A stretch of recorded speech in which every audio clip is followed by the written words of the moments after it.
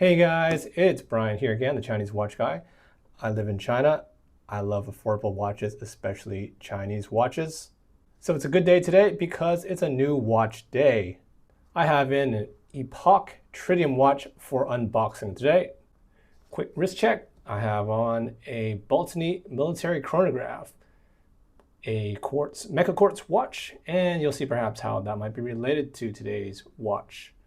So like many of you, I have many watches with varying levels of lume, but even the strongest lume doesn't really last all night, does it? And the thing is, the only kind of lume that does that is tritium. I do not have a tritium watch in yet. So I wanted to get one into my collection, especially as I saw this one fairly attractive. It's about $130 US on Aliexpress, and I actually paid a bit less than that on Taobao. So I think this is an exclusive video.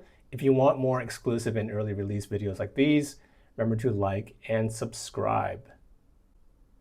Okay, without further ado, let's open this guy up.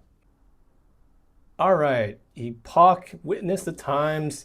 You already have seen that slogan there, and you'll probably see it on the dial, which we'll talk about later.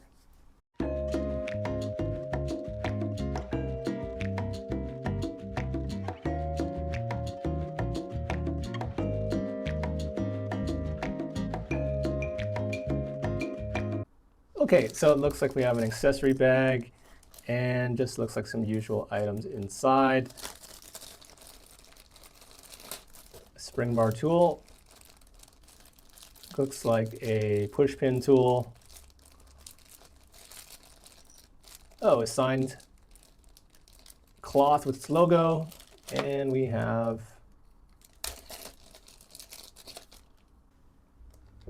and it looks like we have an extra leather strap, not too bad looking. Okay, and for the main box,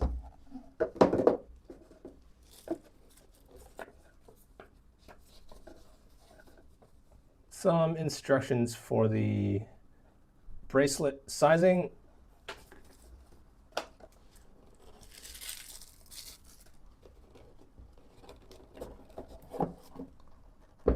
Kind of a hefty, well, PU leather box.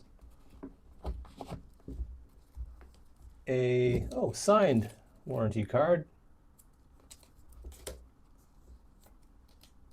Instruction manual, does have English. And let's take a look.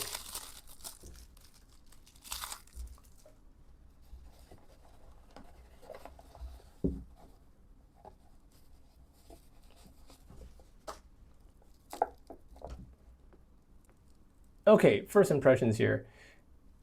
It's actually quite interesting, a nice complex dial. There's some heft to this bracelet. It does feel pretty solid.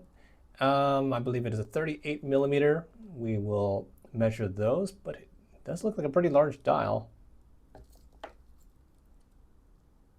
All right, let's get this plastic off. Okay, we've got the plastic off. Let's take a closer look. Yeah, it's quite a handsome fellow, I would say. As I said, a really interesting dial. You can see that sort of striped Côte de Genève pattern in the middle. It's sloped down, and then we have the small seconds at 6 o'clock. And of course, the big date at 12 o'clock. What's going on with that date? Is it out of alignment? The bracelet is pretty nice. This is one of the strikes against the brand that I had heard, that the bracelets are rather sharp. Yeah, I feel nothing of that here. It's pretty well done, pretty smooth. 7-link bracelet. It looks like it's all polishing. So yeah, pretty blingy. We can see the butterfly clasp. Looks like are no half links though, and there weren't any in the package, so hope I get a good fit out of that. Okay, let's get this sized up and measured. All right, I have this sized up for my wrist.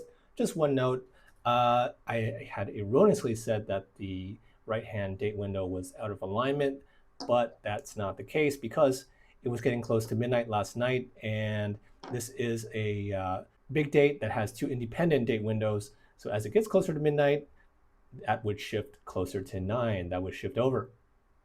Okay, let's check out some specs and dimensions. Size for my 6.5-inch wrist, it weighs in at about 108 grams. The watch is 38 millimeters in diameter. It is about 10.1 millimeters in thickness. Lug to lug is about 47.1 millimeters, and lug width is 20 millimeters.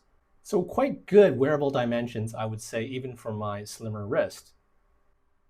So let's take a closer look at this dial. Of course, we can see that big date at 12 o'clock, the small seconds at 6 o'clock, and these are enabled by a Swiss Ronda quartz movement, the 6004B. And if you notice glare off this crystal, yes, that's what it looks like under direct overhead lighting, although it doesn't really affect the legibility, at least on this colorway. And there is a lot going on. There is a lot to like with this dial. Starting from the center, we see that Côte de Genève, that stripy, wavy pattern, which does catch the light in an interesting way. And outside of that, that ring containing the tritium tube indices, that ring is formed of concentric circles, as is the small seconds, which add texture to the dial, although these are a little hard to see clearly with the naked eye. That ring is sloped, as is the rehaut outside of that. The hands are sword-like faceted hands, giving some visual interest. So altogether, these look quite good. There are some nods to some expensive high horology type watches here. So it's quite a nice symmetrical design. However, I would be remiss if I didn't mention that silly slogan under the Epoch logo, "Witness the Times." Yeah, that is silly, but fortunately it's small enough that I don't really notice it most of the time. It doesn't really bother me. Okay, let's take a look at this on my wrist. At 38 millimeters, this fits my wrist well. I think it would fit most wrists pretty well. We can see the sapphire crystal is slightly domed. There's a bit of distortion at the edges, so this looks to be single domed. The lugs do have a nice gentle curve to them. And that bracelet is quite smooth. It is quite comfortable, but yes, it is all high polish. Perhaps a mix of brushing and polishing would have been more interesting. The links are 9 millimeters each, except, I did earlier say that there's no half links. I was incorrect. There are partial links by the clasp, and those are 7 millimeters. So that should give you 2 to 4 millimeters of play of adjustment. Okay, let's look at this on some different straps. Here we have it on a tan leather strap.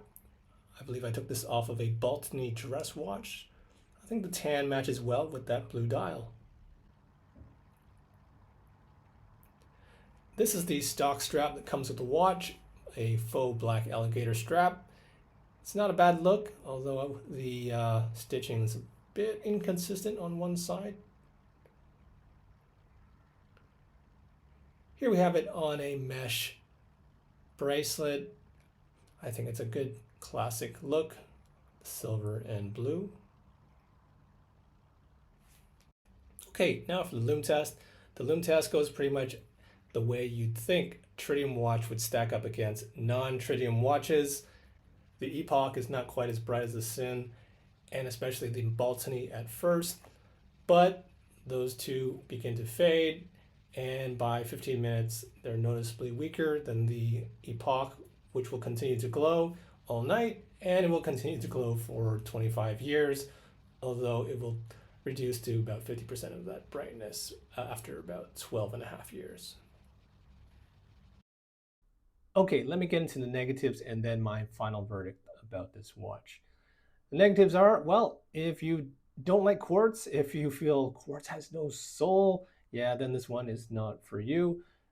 Personally, I like to have some quartz in my collection, just having good grab and go watches. My watch winder is already full of automatic watches, and they are a hassle to set, aren't they? Then there's the crystal. Now it is sapphire crystal. However, did you notice that the colors are a bit washed out? And it's not that they're washed out, it's that, yeah, this watch doesn't have very good AR coating, not very good anti-reflective coating, if at all, I think, which is a shame because it has such a beautiful dial, and that lack of AR is kind of hiding it under certain conditions. Then there's the high polish. Yeah, the high polish, I'm generally not a fan of, though I'd have to say that I'm starting to warm to the look of this watch. Final verdict. My final verdict is that this is a handsome and somewhat unique watch. A both classic looking and unique looking at the same time. The fact that it's tritium, yeah, I just wanted to have it in my collection. So it's a perfect bedside companion as well as being a grab and go at the same time. At about 125 US dollars, probably less in a sale, I think it's a good deal. You're usually looking at double that amount for most tritium watches, or roughly double, if not much more. In fact, there isn't that much competition, that much choice in the tritium watch space, let's say. So personally, I'm into this. This is a keeper for me. But what do you think? Let me know in the comments. Okay, this has been Brian, the Chinese Watch Guy. Thanks for watching. If you want more videos like this, remember to like and subscribe. I'll have another regal looking San Martin, the SN0144CG, in for review. Until next time, enjoy your watches. Bye-bye.